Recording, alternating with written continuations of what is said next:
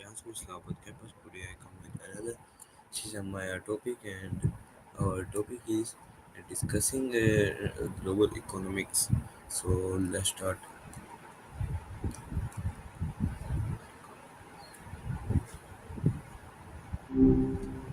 Yo, hope your evening's treating you well. Hello, Maya. Today my topic is discussing global economics. So my first question is, what is global economics, and why is it important for every country to understand it? Okay, global economics, big stuff. Basically, it's how the economies of all the countries around the world are connected and affect each other. It's not just about trade, though that's a huge part of it. It's about how things like investments, production, and even just how people think about money flow across borders. Why is it important for every country to understand it? Well, because no country is really an island anymore. What happens economically in like China can totally impact prices in the US. Understanding it helps countries make smart decisions about their own policies, trade deals, interest rates, how to attract investment so they can grow and protect themselves from economic shocks. It's kind of like knowing the weather forecast before you plan a picnic. You want to be prepared. Still with me? Just let me know if you'd like to dive into a specific part of that or if you had something else in mind. Okay, so my next question is, how do international trade arguments impact the economics of developing nations? Gotcha. Okay, so international trade arguments. That's a really complex one, especially when you're talking about developing nations. Essentially, there's this ongoing debate about whether free trade helps or hurts those countries. On one side, you have the argument that trade can be a huge engine for growth. It allows developing nations to specialize in what they're good at, access bigger markets, and attract foreign investment. It can lead to job creation and higher incomes. But the flip side is that it can also exploit those countries. Often they're pressured to lower labor and environmental standards to compete, and they can get locked into exporting raw materials at low prices while importing expensive manufactured goods. It can make them overly reliant on other countries and vulnerable to changes in global demand. There's also the worry about established industries and those nations being undercut by cheaper imports.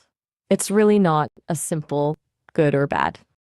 It depends a lot on the specific country, the specific trade agreements, and how well they can negotiate and protect their own interests.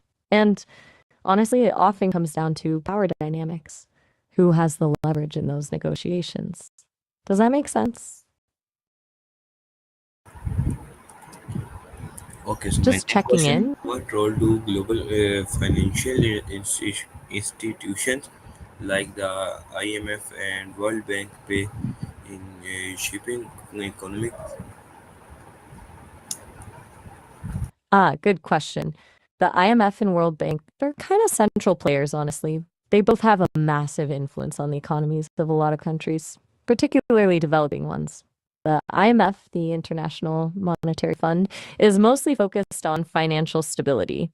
If a country is facing a financial crisis, like a currency collapse or a debt crisis, they'll often go to the IMF for a bailout loan. But those loans usually come with strings attached, conditions the country has to meet, like cutting spending or raising taxes, which can be pretty painful. The World Bank, on the other hand, focuses more on long term economic development. They provide loans and grants for things like infrastructure projects, education, and healthcare. Now, both institutions have faced a lot of criticism over the years. Some people argue that their policies actually worsen poverty and inequality, and that they prioritize the interests of rich countries over those of the countries they're trying to help. There's a real debate about whether they're genuinely trying to alleviate poverty or whether they're just tools of economic control. They definitely shape the economic landscape, though. They set standards, influence policy, and basically have a lot of leverage. You still there? Okay, so Just wanted to make sure the audio. How does inflation in one major economy affect other countries worldwide? Right. Inflation, that's a big one right now, isn't it? Okay, so if a major economy like the US or China or the Eurozone experiences high inflation, it ripples outwards. Here's how. First, it can drive up global commodity prices. A lot of goods are priced in US dollars, so if the dollar loses value because of inflation, it makes those goods more expensive for everyone else. Second, it can lead to higher interest rates. When a country raises interest rates to fight inflation, it attracts investment from abroad, which strengthens their currency but can hurt other countries. Third, it can reduce global demand. If people in a major economy have less money to spend because of inflation, they'll buy less from other countries. Essentially, it creates a domino effect. Developing countries are often hit hardest because they're more vulnerable to fluctuations in global prices and capital flows. They may also have less ability to control their own inflation since they rely on imports. It's like a fever. If one person gets it can spread to everyone else. Does that explain it okay? Okay, so my next question is, what is the connection between globalization and economic growth? Okay, globalization and economic growth. That's a classic topic. The connection is pretty strong, but also messy. Generally, globalization, meaning increased trade, investment, and movement of people and ideas, is seen as a major driver of economic growth. It allows countries to specialize in what they're good at, access larger markets, and benefit from economies of scale. It also promotes competition, which can lead to lower prices and more innovation. We've seen huge growth in countries like China and India, and a lot of that is directly tied to their integration into the global economy. But, and this is a big but, it's not always evenly distributed. Globalization can also lead to job losses in some industries, increased inequality, and a race to the bottom in terms of labor and environmental standards. And it can make economies more vulnerable to shocks, like we saw with the 2008 financial crisis or more recently with supply chain disruptions. So, while globalization can create opportunities for growth, it also comes with risks and challenges. It's really about managing those risks and ensuring that the benefits are shared more equitably. It's not an automatic win for everyone, you know? Okay, so my next question is, how do currency exchange rates influence global trade and its investments? Ah, okay. Currency exchange rates. That's a good one. They're a really big deal for trade and investment. Basically, exchange rates determine how much of one currency you need to buy another. So if the US dollar strengthens against the euro, it means it takes fewer dollars to buy euros. That impacts a bunch of things. For trade, a stronger dollar makes US exports more expensive for Europeans to buy, and European imports cheaper for Americans. That can lead to a decrease in US exports and an increase in imports. It's the opposite if the dollar weakens. For investors, exchange rates can affect the returns on investments. If you invest in a foreign country and their currency appreciates against yours, you'll make more money when you convert your returns back home.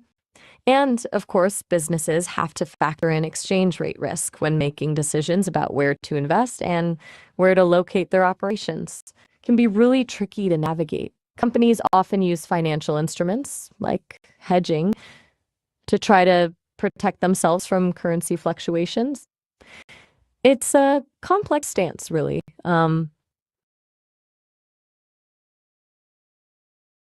Just checking in. Are you still following along okay? Or would you like me to clarify anything about exchange rates? Okay, so my next question is, Oh, your what neck are the cushion. key factors that determine a country's economic stability on a global scale? Okay, good question. A country's economic stability on a global scale. It's It's a lot more than just having a high GDP, you know? Several key factors play a role. First, you have strong institutions, a well functioning legal system, a transparent government, and a central bank that's independent and focused on price stability. Those are huge. Second, macroeconomic policies matter a lot. Things like responsible fiscal policy, not spending too much or borrowing too much, and sound monetary policy, keeping inflation under control. Third, a diversified economy is important. If a country relies too heavily on one industry or one export, it's vulnerable to shocks. Fourth, a skilled workforce and a good education system are essential. Fifth, political stability. Countries with a lot of political turmoil tend to scare off investors. And then finally, integration into the global economy. Being able to participate in trade, attract foreign investment, and access global financial markets. It's a whole interconnected system. A weakness in any one of those areas can undermine a country's stability and have ripple effects around the world. It's a pretty high bar to clear, honestly. Just checking in. Still with me? I can totally elaborate on any of those points if you'd like, or we can move on to something else. Okay, so my next question is how do economic recessions in powerful nations affect smaller economics? Right, that's a really important point. When a powerful nation like the US, China, or Germany goes into recession, it almost always has significant consequences for smaller economies. The main way it happens is through trade. Like, and probably if a big economy slows down, they buy less from other countries, which reduces demand for those countries' exports. That can lead to slower growth or even recession in those smaller economies. There's also a financial contagion effect. A recession in a big economy can cause investors to become more risk averse and pull their money out of smaller economies, leading to capital flight and financial instability. Then there's the channel. If a big economy slows down, it often leads to lower prices for commodities like oil, and which hurts countries that rely on exporting those commodities. Smaller economies often have less buffer to absorb the shocks. They may have less policy flexibility, fewer resources to provide support to businesses and individuals, and less diversified economies. It's like a boat near a big ship. If the ship creates a big wave, your boat is going to get tossed around a lot more. It's a tough situation for smaller economies to navigate. Just letting you know I'm still here and ready when you are. No pressure at all. Just wanted to check in. Okay, so my next question is how do energy prices such as oil impact global markets? Oh, oil prices.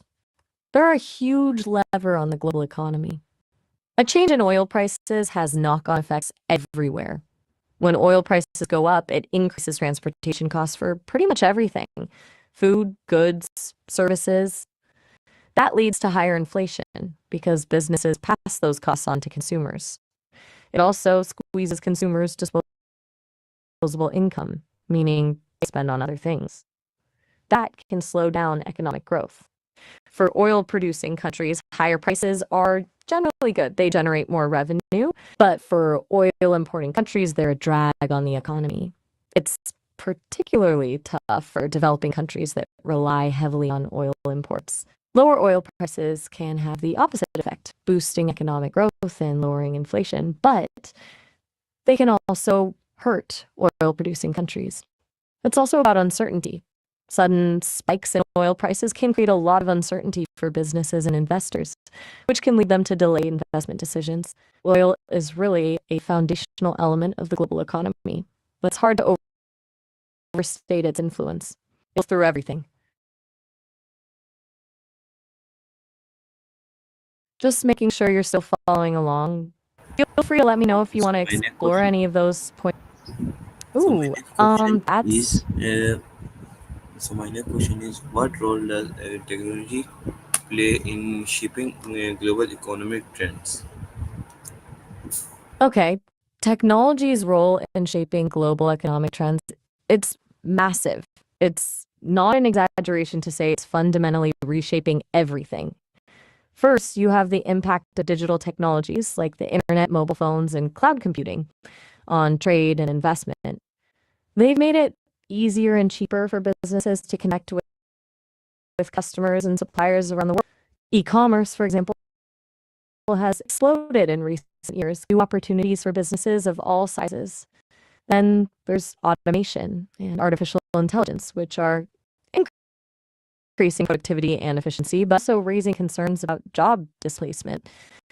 Financial technology is disrupting the financial industry, making it easier for people to access financial services and lowering transaction costs. And then there's the whole area of data analytics, which is allowing businesses to make better decisions based on data. But it's not just about those things. Technology is also driving innovation in areas like renewable energy, biotech, and material science, which are creating new industries and new opportunities. It's also creating new challenges like cybersecurity risks and the need to address the digital divide. Ultimately, technology is a powerful force for change and continue to shape the global economy in profound ways.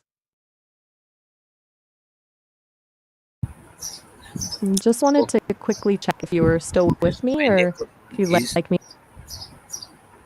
my next question is what are the risks and benefits of a country depending heavily on exports? Okay, so a country heavily relying on exports, that's a double-edged sword. Let's start with the benefits. Export-led growth can definitely boost a country's economy. It creates jobs, generates foreign exchange, and can lead to higher incomes. It also encourages specialization and efficiency as businesses focus on producing goods and services that they can sell competitively in the global market.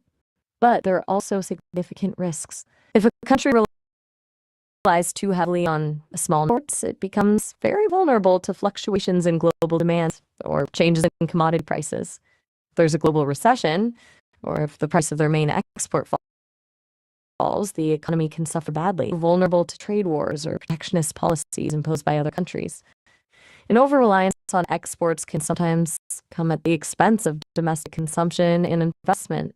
It can lead to a situation where the country is producing a lot of goods for others, but not enough for its own people. So it's all about finding the right balance. Diversifying the economy and promoting domestic demand are crucial for reducing the risks associated with export dependence. Okay, Just so my checking and next still following around. Ooh, so my next sorry, I question just is wanted how to does make for real direct investment FDI influence developing economics? right, foreign direct investment, FDI. That's a big one for developing economies. Essentially, it's when a company from one country invests in a business in another country. It can be incredibly beneficial. It brings in capital, money for investment, which can be used to build infrastructure, create jobs, and economic growth. It also brings in new technology, management expertise, and access to global markets. Those things can help local businesses become more competitive. But it's not always a win-win. There are potential downsides too. Sometimes FDI can lead to exploitation of natural resources, environmental damage, or unfair labor practices. It can also crowd out local businesses if the foreign companies are too dominant. And there's the risk of capital flight. If the foreign investors decide to pull their money out, it can destabilize the economy. The key is for developing countries to create a favorable investment climate, a stable political environment, a clear regulatory framework, and a skilled workforce, and to negotiate terms that benefit their own economies. It's about attracting the right kind of investment and making sure it's sustainable and equitable. Still with me? No Okay. worries if you need a moment to process. Just let me know when you're ready for the next question. So my next question is Great. what strategies can countries adopt to remain competitive in the global economy? Okay, remaining competitive in the global economy. It it's a constant challenge. There's no single magic bullet, but here are a few key strategies countries can adopt. First, investing in education and skills training is crucial. You need a workforce that can adapt to changing technologies and compete in a global marketplace. Second, fostering innovation in research and development, encouraging companies to develop new products and services. Third, creating a business friendly environment, reducing bureaucracy, lowering taxes, and protecting property rights. Fourth, investing in infrastructure. Fifth, negotiating free trade agreements and attracting foreign direct investment. Sixth, diversifying the economy, reducing reliance on a few key industries. Seventh, embracing digital technologies, adopting and adapting to the latest technologies. And finally, promoting good governance and fighting corruption. It's a holistic approach. It's not just about one thing, it's about creating an environment where businesses can thrive and the economy can grow. It's it's a long-term game, you know. Just Okay, checking so in. my last question is, give a message to my audience on the topic discussing global economics. Absolutely. Here's a message for your audience on the topic of global economics. The world economy is a complex, interconnected web. What happens in one corner of the globe truly affects us all. Understanding these connections isn't just for economists or policymakers, it's for everyone.